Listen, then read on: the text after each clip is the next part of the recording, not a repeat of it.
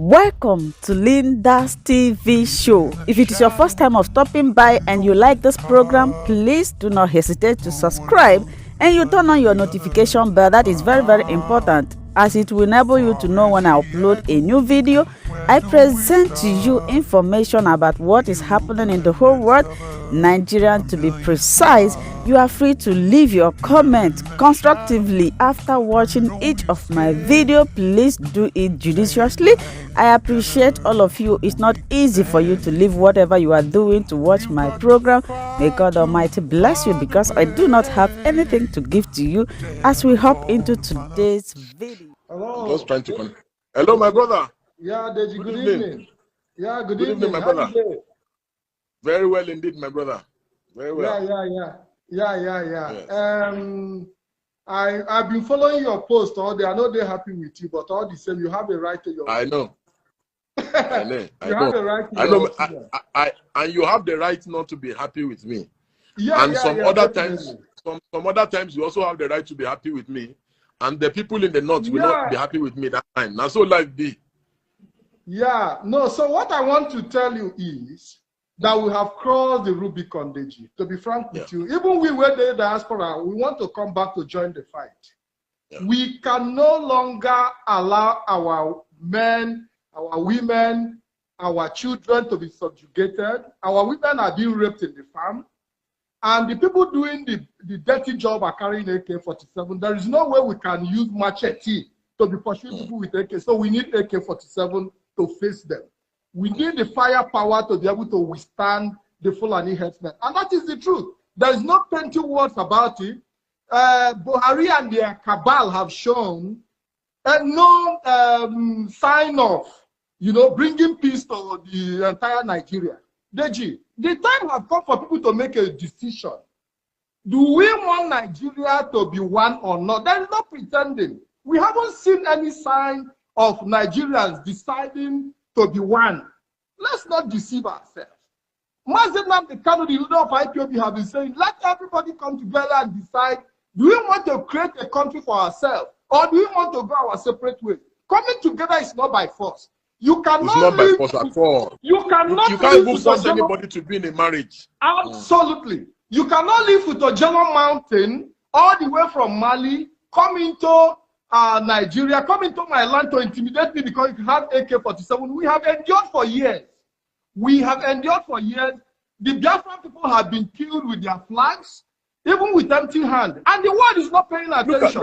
Look at how they killed IPOB in you understand, my brother? Look at now. How many times these people don't kill IPOB members? How many times we don't cry? Are we not all here? How many Facebook live I don't do? They cry on top this issue. How many letters I don't write? I think the time for crying is over. Because the language in Nigeria understand is violence. No, I know that these animal government people, I know that they don't understand the language of peace. I know. That is However, it. my brother, see, I swear to God, sometimes I go wake up for night. God is my witness. And I don't big past that level to lie. Wait. See, what is my interest? I can pick up my bag today and I will be gone, and I'll be gone forever. And I will not look back. We are not ready to run away from our land. Yes. Hold on, my brother. See, my brother, what I am saying, I also want me to look that side. They say, yes, I agree that everybody don't tire. People don't tire. Generally, people don't tire. Because this rubbish don't they go on for years. And this man, they support them 100%. We don't cry. We don't shout. We don't do everything. However, my brother, I am saying that, look at, when things start to happen, now innocent people in this thing go affect pass. People will not even know. Just look at that woman, that trader will die for Orlu. My brother, I watched that video more than 6 times. 6 times. How soldier we they pay them? We tax me how you go to shoot innocent woman? Deji, do you know that there would have been more casualties if not for the presence of the ESN?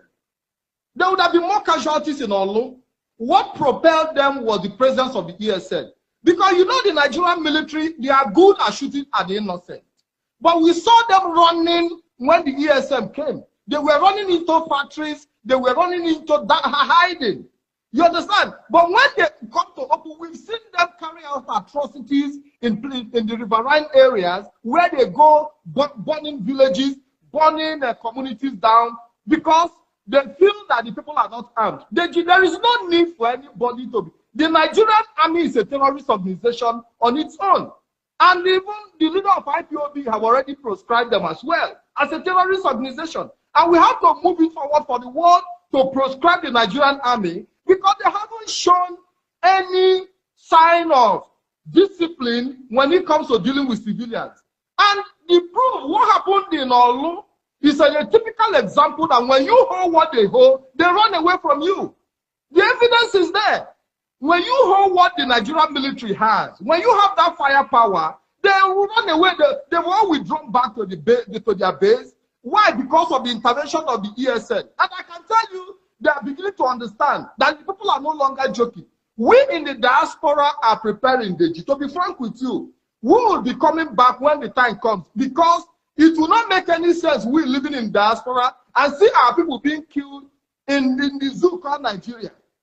So the army you see on the ground is a preparation.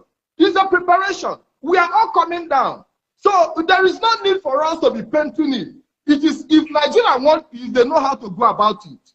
They know how to go, but they don't want peace. Nigeria is a mafia country ruled by mafians, and it takes the power of mafia to stop them. I live in a mafian country myself, and I know how the mafia operates. The people you have in power are a bunch of mafians. And it takes an extraordinary strength, capacity to bring them to their knees. And you cannot bring them down by begging and carrying Biafra flag. Or even when you held your Nigerian flag at Lekki Toge, didn't they shoot you? They shot and killed innocent people. Unarmed innocent people. So it's not a question of whether you are patriotic or you are not patriotic. You are going to die. Even you that is shouting for one Nigeria, have you not been attacked in Abuja?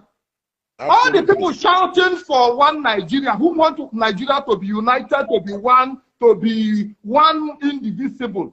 All of you say, even when you are shouting for one Nigeria with the Nigerian flag, you are being killed. Solomon, my brother, Solomon Emiola just said something. He said, Deji, Nigerian military is ethnically biased with their president. And you can see that even there was a news report today that the people that Boratai recruited, he recruited mainly many people from the north. So you cannot really blame people. Deji, we are no longer interested in the position of. Listen, Nigeria have what it takes to make itself better. But the truth of the matter is, the way Nigeria is constituted, we cannot move forward. We not ourselves. Let me tell you, the whole world knows that anything you give a black man, they use it against themselves. AK-47 have been produced. Now the black man is handling it. They are using it to kill themselves. It is very, very unfortunate. We have never had anything and made good use of it. My brother, in your view, do you believe? Yes. Do you believe that the Southeast governors should be put on? Maybe like give them a notice to act responsibly, just like the way the Southwest governors have acted responsibly. Hold on, my brother. Hold on, please. Yes. Because you see, this whole idea of non-state actors taking up you know, that's what started Boko Haram. Because let me tell you something. You know, when a man is holding a gun, if he gets hungry, the first thing that will come to his head is he needs to go and rob somebody. You know, that's how Boko Haram started. It was Alimadu Sheriff and some few people that said, oh, they needed some boys. They needed to establish some security network kind of arrangements. So once you give somebody a gun, getting back that gun from the person and the inability to control what that person goes to do with that gun is very hard. This is what politicians do every 4 years. They arm thugs all over the place. And once you arm one person, how do you call him back to say, go here, don't go? So because, and if somebody does it in Enugu successfully, somebody else is going to do it in Nasarawa, in Kebbi, in Adamawa, in Kogi, in everywhere. So what I am saying, yes, I agree with you. See, there's nothing you have said that I will say, except if I don't have a conscience, that I will, you've not said anything that is wrong. You understand? You've not said one thing that is wrong. However, we must strike a balance between what we want versus what will not degenerate and what will not make people, what will not make us lose unnecessary lives. Again, because yes, we are trying to fight the headers who are the criminal headers, who are terrorists, who are killing people, who are kidnapping people, who are raping women, you know, and destroying properties, farmlands, and all that. But in the process, let's not go and create something that may even be worse. So for me, my brother, I swear by the living God, I have never for one day said in my heart that, oh, today I'm going to hate on somebody or I'm going to attack. No. It's not even in my nature. People that know me, they know that anything I say is from the sincerity of my heart. It's because I see something wrong and I'm trying to provide a solution or offer help. There are people who are Buhari supporters. They can swear on their life that I'm the worst enemy of Nigeria. I hate Buhari. I'm a goat. That if they see me, they should kill me. There's nothing that they don't say. However, I always say one thing. In the process of us solving one problem, let us not go and create another problem that will be bigger than the problem we are trying to solve. So in my view, what do you think? How do you think we can strike that balance? Yes, you talked about Southeast governors. Southeast governors have shown no willingness to secure their territory. They haven't shown, and that is what brought about the ESN. If the Southeast governors have taken the step they are supposed to take, there wouldn't have been need for ESN. We've been shouting, put your acts together, put yourself together, give your people security, but it is the last on their own priority. They are not even interested. What they are interested in is the next election of 2023. They are even ready to give out the Eastern region to be able to become president of Nigeria. That is their ambition. And we must look, before you start criticizing the Eastern Security Network, we've seen people come out to support, even some prominent people are beginning to now come out to support the Eastern Security Network. But before you criticize the Eastern Security Network, have you taken your time to look at the circumstances that brought about the Eastern Security Network? These are the things we should be looking at, we should be talking about and be looking at. The circumstances that brought the Eastern Security Network. These are the things we should be putting into consideration.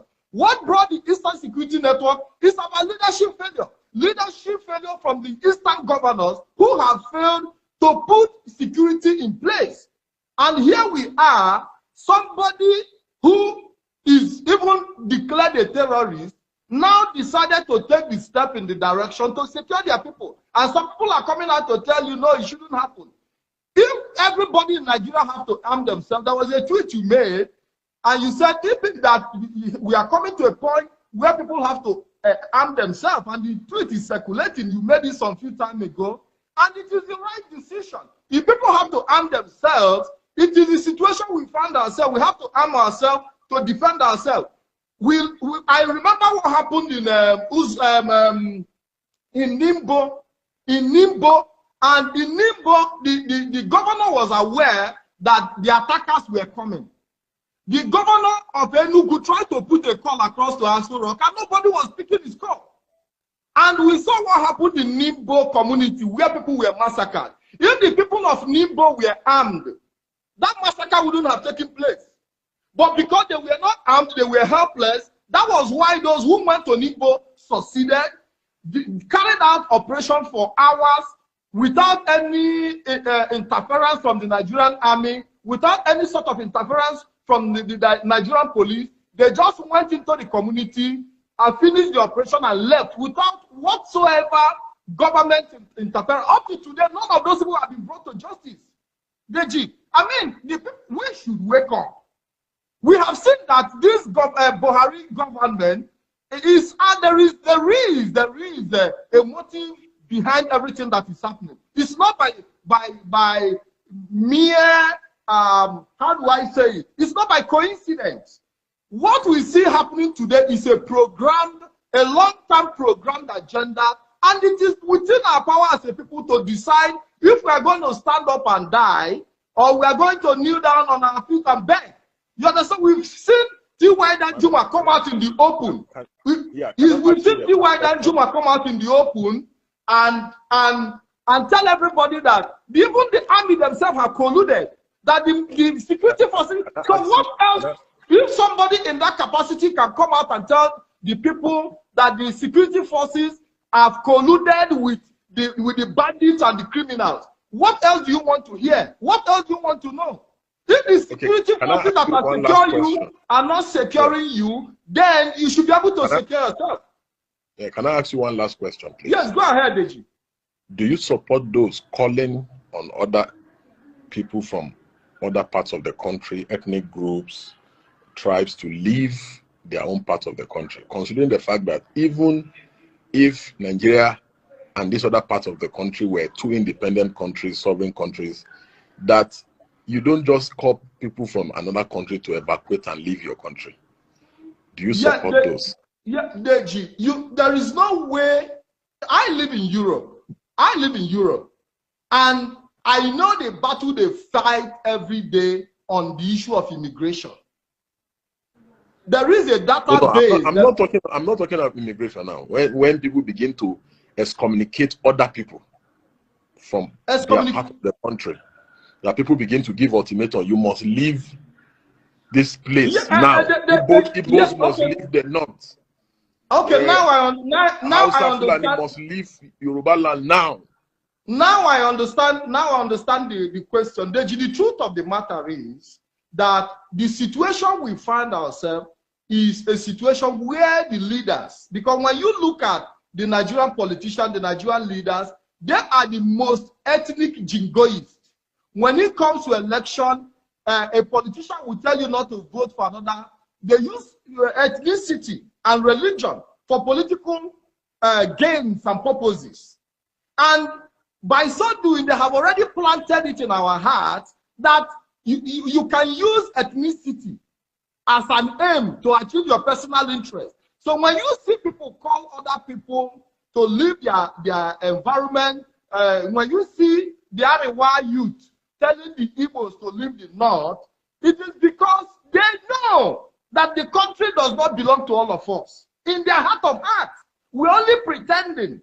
Because if you see an Igbo man as a Nigerian, first of all, you cannot tell an Igbo man to leave his country. Even if they were two independent countries, I don't see how you just begin to excommunicate people. Exactly. Even if they are two independent countries, we've seen, even we that live in Europe, the white people have not asked us to go back because maybe they have diplomatic issues with the country of our origin. You know, but they can't even tell people from a country to leave their country. Absolutely. But these are strategies. These are strategies, and also an eye opener for you to know that the country you that is supposedly yours, you feel is yours, is not yours. That we are all ethnic based. We should identify. You know, the problem we have in Nigeria is that we haven't all come together to decide whether we want to live together as one. We haven't come out together, and that is why we see what is happening. It was actually a forced marriage. Yeah, we haven't all come together to decide whether we want to live together as Nigerians, and that is the reason you see somebody tell somebody who doesn't come from his ethnic group that you have to quit tomorrow because they are not feeling comfortable with you, and you are not feeling comfortable. But when we all sit together on the round table and decide whether we are going to live together, then we cannot decide what kind of country do we want to create for ourselves. Let's not deceive ourselves. Well, and these are the things that the elite, the so-called elite, have failed to do. Yes. Yeah, my brother, I have to let you go now. Thank you very much for the opportunity you gave me. Thank you very much. I appreciate I hope you. you call in again when we have another session. Thank you. God Thank you very much, Deji. I appreciate. Deep in the shadow, welcome to my channel. If this is your first time or first day of coming across my YouTube channel or seeing my face, you are highly welcome. Herzlich willkommen zu meinem Kanal. My name is Linda Chukwuezi. It's coming as Miguel. That red button that says subscribe, and you turn on the notification bell so that you'll be able to get information on Bis zum nächsten Video und einen schönen Tag. Tschüss. Tschüss. Bis man subscribe to Linda's TV show. What are you waiting for? Click on that red button that says subscribe. You turn on the notification bell so that you'll be getting more updates from me. Leave your comments down below and share this video with your friends, families, and colleagues until we meet again in my next video. Bye bye.